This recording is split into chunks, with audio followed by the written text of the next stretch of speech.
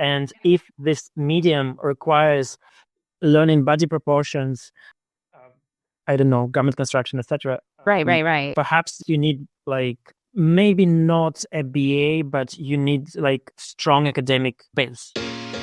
Hi, and welcome to Handbag Designer 101, the podcast with your host, Emily Blumenthal, handbag industry expert and the handbag fairy godmother. Each week, we uncover the stories behind the handbags we love, from the iconic brands and top designers to the creativity, craftsmanship, and culture that define the handbag world. Whether you're a designer, collector, or simply passionate about handbags, this is your front row seat to it all.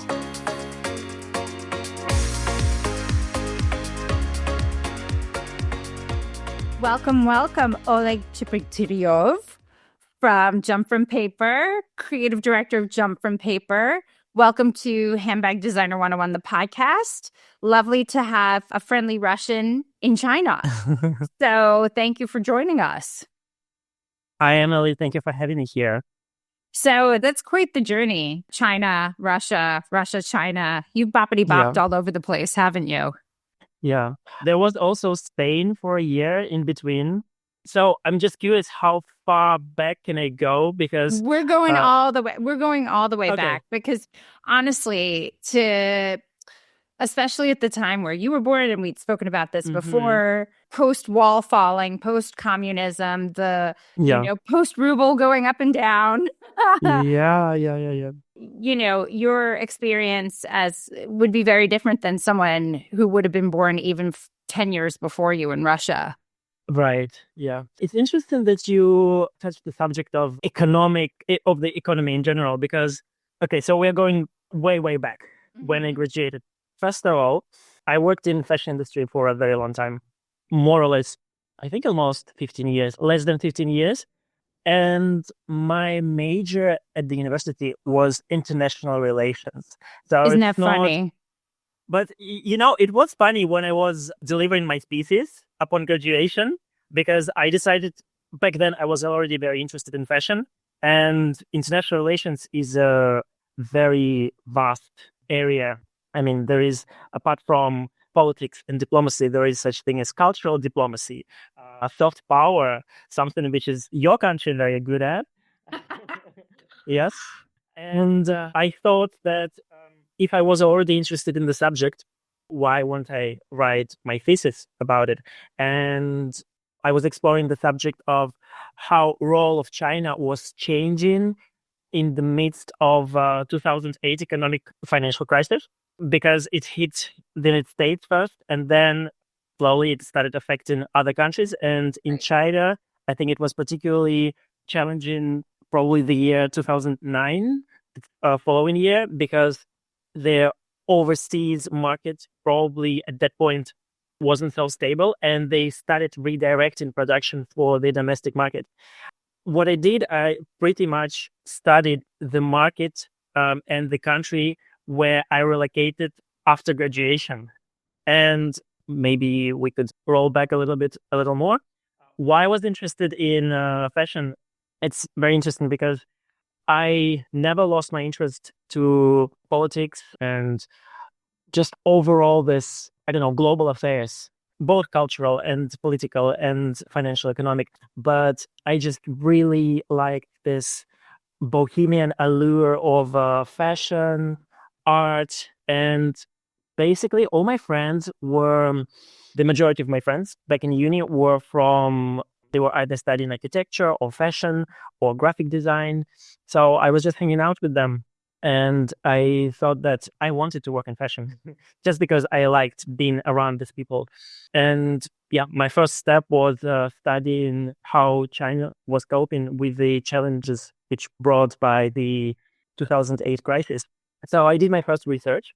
And after I graduated, I went to China and I started looking for a job in fashion industry. That must have been tough, not knowing how to speak the language, because there's certain countries that are really prohibitive if you don't know the language. In Europe, you can get away with it. almost in most places you could, but once you hit China, once you hit Russia, if you don't speak the language, you are very, very limited with what you can do other than being some sort of like a sad translator for people who want to come in and to teach them. So to jump on in, especially in China, and then to have to learn the language pretty much overnight and then insert yourself into the people and the culture and then say, by the way, hire me because I'm interested in in your economic situation. It's a and by the way, fashion too. It's kind of a tough sell. Yeah. Well, it's easier for Chinese people to learn English than for foreigners to learn Chinese. It's a very, very complex language. I mean, the grammar is not super hard, but you need to learn a lot of characters. Yes. And you need to say things the way they say it. Because, for instance, if you make literal translation from Russian into English, people will probably understand you. But if you do the same with Chinese, there is a very big chance that they will not understand you. So, yeah. But actually, when I was at the uni, I was studying Chinese. Okay, so you had some basic fundamentals. Very, very basic. It's not the kind of language which you can learn at decent level. Unless you're there. Yeah. And when I came to China and people were, like my foreign friends were saying simple phrases like telling the taxi driver, turn left here, I was really impressed. It was like, wow, you really speak it. Well, I mean, when I was living in Russia, the taxis that we had there were just random people that you would just stick your arm out and, as they'd roll down their window and then you'd have this whole discussion of "Skолько stoit?" How much? And you'd say where you are. And because there's no left turns going up and down the street, you would see everything twice because you'd have to go to the very, very end and then go all the way around. So, and this even predated having phones. So if you were in the car with someone shady, you should hope that at least they had drank enough that you could get out at the stoplight that they wouldn't notice. So it was, oh my God, it's always an adventure when you're in a different country. So you get to China, you're in this situation. How did you start inserting yourself into the fashion scene there to say like, okay, I can contribute? Yeah. A lot of people who work in, let's say, experts who made their career in fashion in China, many of them actually don't have education in fashion. And they have some education, which allows them to, be able to do some office work and grow. Right. But areas like supply chain, retail, at least these two, this is areas where you can get an entry-level job and start growing. The most impressive case of the person without education in fashion who made it big was a friend of mine. I think he worked as like sales assistant for Prada first, and then he moved to Marc Jacobs. Yes, and one of the top positions that he got to was like global retail director for Marc Jacobs. The options which I had were mostly in supply chain. And since I spoke some Mandarin and over the first year living in China, I improved my vocabulary. I wouldn't say I was fluent, but I was able to, do basic communication. And as a result, I got my first job as sort of interpreter / manager. And there you go. Yep. Yeah. And I was learning the supply chain basics, how we communicate with the factory, construction details, technical details. So you need to learn how to explain technical part to the factory. And if the factory tries to negotiate something that they don't want to burden themselves with, because they also want to make the batch of the goods faster, they also tell you technical perspective on their side, and you need to translate it to the management. So this way you learn the technology. It's very funny. A lot of terms in garment construction I know in Chinese or English, but not in Russian. Yeah. Well, everything you're saying is how I teach, how truly the path should be. That if you're going to you have to know how things made. You have to know how the players are. And a woman told me 100 years ago, when I was working in media, you would never open up a clothing store if you didn't know how to shop. So you have to understand how things are made, how they're bought, how the budgets are, what they're looking for, how to design into something that your customer will actually buy. And even going back to the construction of how the factory makes it, what their constraints are, knowing that, okay, if I want this, but the factory, I know that it's going to be so hard for the factory to do it, then I know that my labor cost will go up. So I need to be creative to come up with a different way to have something unique about the product without having to have them jump through hoops of doing an inside seam or this kind of hardware or this kind of mold. Because I think a lot of designers on the other side who are so far from the production line have no idea, even going back to the people who are making it and how to deal with the people in charge of the people who are making it, how they need to translate what's been sent to them. And it's by the time it gets to the person making it, it's like the fifth translation of the actual directions. Yes, So yes. I think knowing what you do, I think it became probably a superpower of, okay, after my 1 year here, I'm like a million miles ahead of everybody else who'd ever want to get into fashion. I didn't really think that way, but at that time when I was working in supply chain, I realized that the experience that I'm getting, it's very valuable and it will be valuable in my career because it is really funny. Being always sort of unsatisfied by what I'm doing creatively. I was jumping from company to company in supply chain. And when I finally realized that I need to do something really creative, I started doing styling and photography, fashion photography. And at the very beginning, the gig flow wasn't very stable. So I found a daytime job at a boutique. So I ended up working in retail. So I pretty much witnessed the whole cycle from design, because at some point I was also working at a small factory, which worked with designer brands. And I saw the whole design process. I was helping them finding the right fabric, the right trims, accessories. Then I supervised the production process, something that I already learned by them. And eventually I ended up working in a boutique where I did visual merchandising, styling, photo shoots, and creative direction for the boutique itself. So yeah, I went through pretty much all the areas. Oh, I could say the entire supply chain, because it ends in the store, right? Yeah. If you ever wanted to start a handbag line and didn't know where to start, this is for you. Living proof that independent designers can make it big. Emily Blumenthal is one prime example. If you had dreams of becoming a handbag designer and didn't know where to start, this is for you. If you have a handbag brand and are in need of strategy and direction, this is for you. I'm Emily Blumenthal, handbag fairy godmother and handbag designer expert, and this is Handbag Designer 101, the masterclass. Over the next 10 classes, I will break down everything you need to know how to make, market, and manufacture a handbag.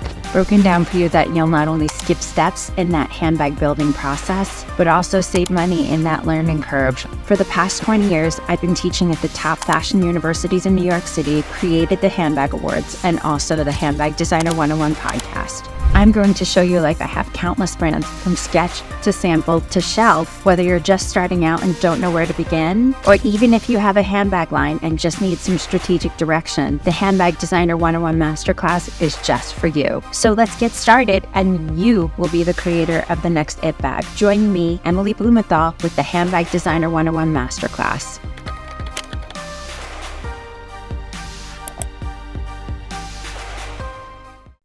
How did you take all that at that point of recognizing all of that and then end up on the design side?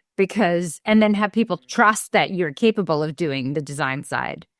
Because currently working for a brand like Done From Paper, it is so wildly creative and wildly out of the box and has such a unique aesthetic to me. But also, that said, probably is very specific in terms of creating new product and needing to sustain the same DNA, that you probably have a lot of creative freedom but a ton of constraints because it's, and I think a lot of people don't even know that Jump From Paper happens to be a Chinese brand.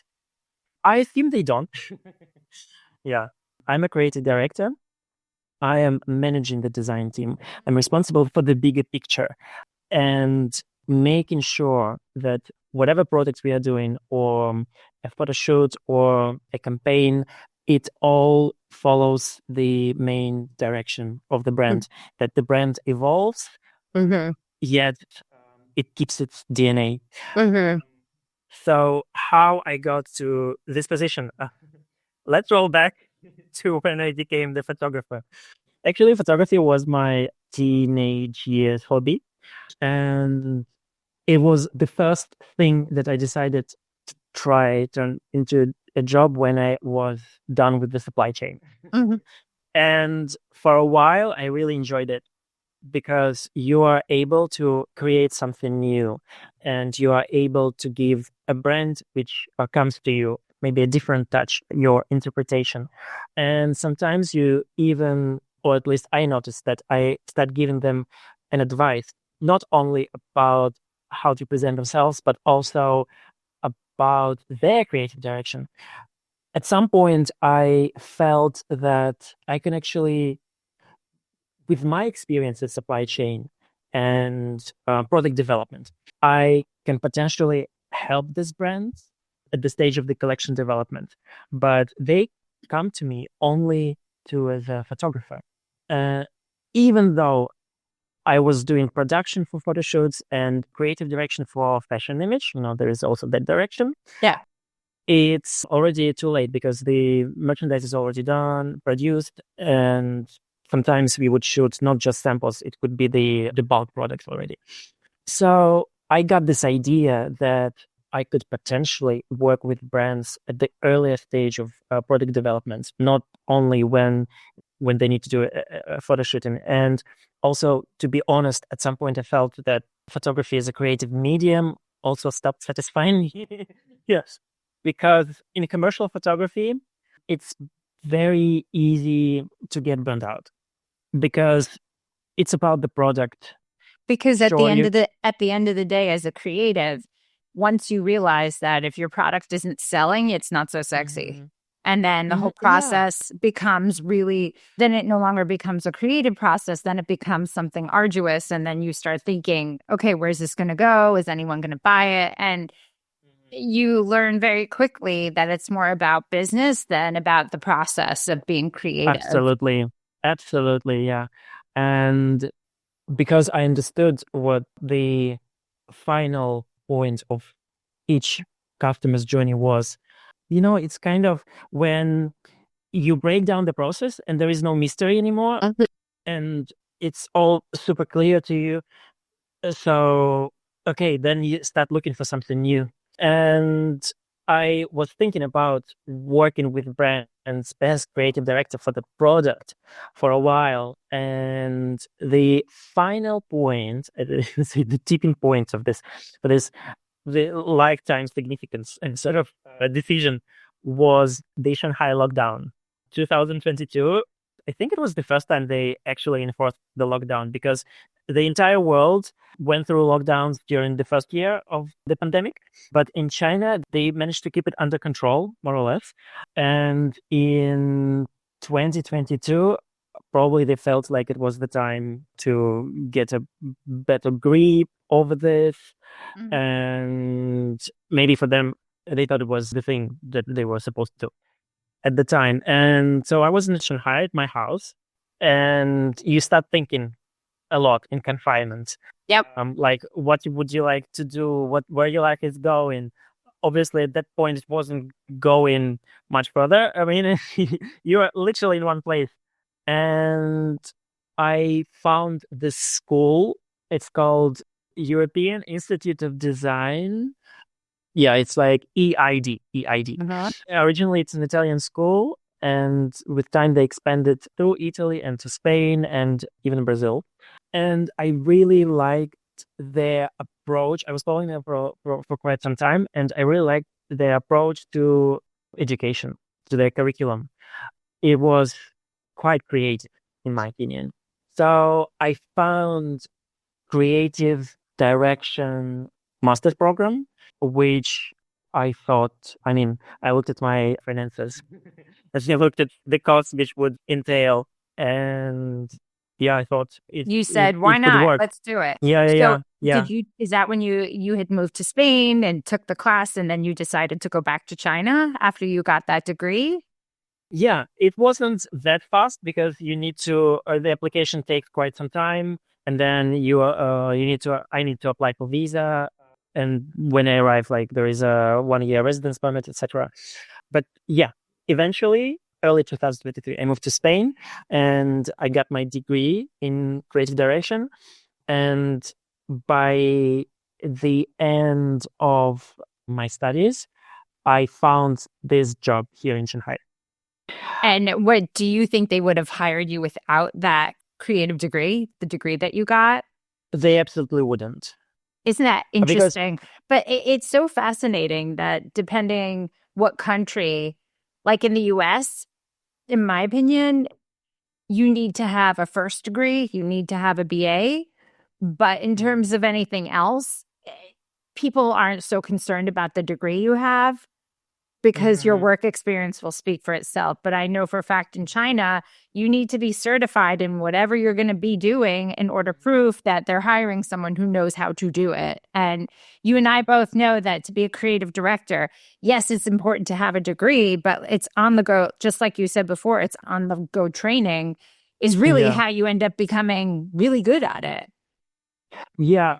However, I agree okay, first of all, they didn't really look into the degree. They looked at the school. Got I'm it. sure they Googled the school when they looked at my CV. They checked out the school. And it's a good school. It has quite good ranking internationally. But I'm also happy that I had a lot of good Experience, education. I think it's possible in the areas where the technical side of the field you're working in is not that important, or you can actually learn it on the go, how you can do with photography, with lighting, with fashion image, with styling.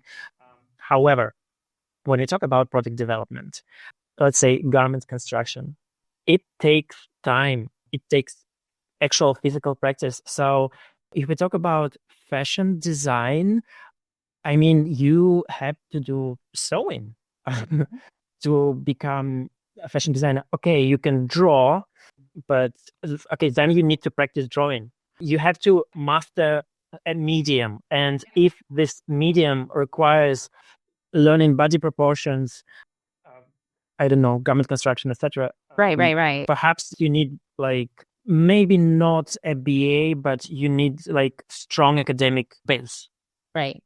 Yeah, I totally agree. I mean, I think the way you handled it was pretty thoughtful and it made sense to throw yourself into China, learn how the back end, then get that degree and then go back because now you have the benefits of both.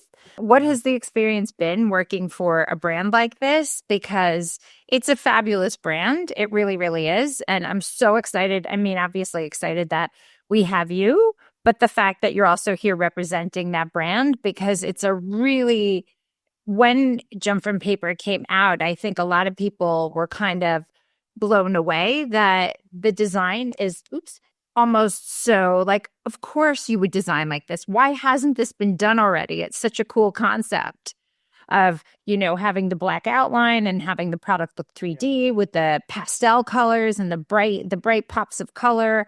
How has that been working for a brand that has such strong DNA? Well, when I was thinking of working for them, of going back to China and starting to work for the brand, I kind of mapped out a direction in which I would be interested to lead this brand. and I made, let's say, a simple PPT, and I showed it to the bosses, and I asked, "Are you interested in this way? Would you like to go this?" I also created in Photoshop. Created, it's the big word. I did some like visualization of the product, Right. which looks, let's say, a little more fashionable, a little more modern, a lot of people think that we are a gift brand. Yep. And that was, yep. One of the challenges, which I took very personally, is making the brand look as a fashion brand, like accessories fashion brands rather than a gift brand. So I tried to create some product which would look as a fashion brand, like 2D, but a fashion brand. And they liked it. So to me, it was like a, green flag, green light that I can experiment. I can try to implement my vision. And since as a photographer, I was a commercial photographer, there is nothing wrong with that. I mean, there are like photography artists and there are commercial photographers. And to me, it was a good experience, a good way to learn how to work with different customers. What is their product? What is their market? What is their target audience? And how do I adjust the photo shoot, their fashion image to fit that category? So I am used to understanding different perspectives and playing along.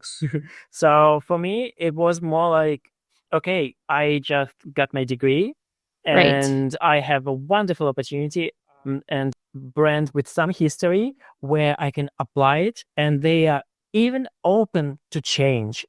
Wasn't it wonderful? I mean, it was a great opportunity, right? Wow. I think fortunately, Jump from Paper is a semi-young brand. It's not like it's a fashion house per se.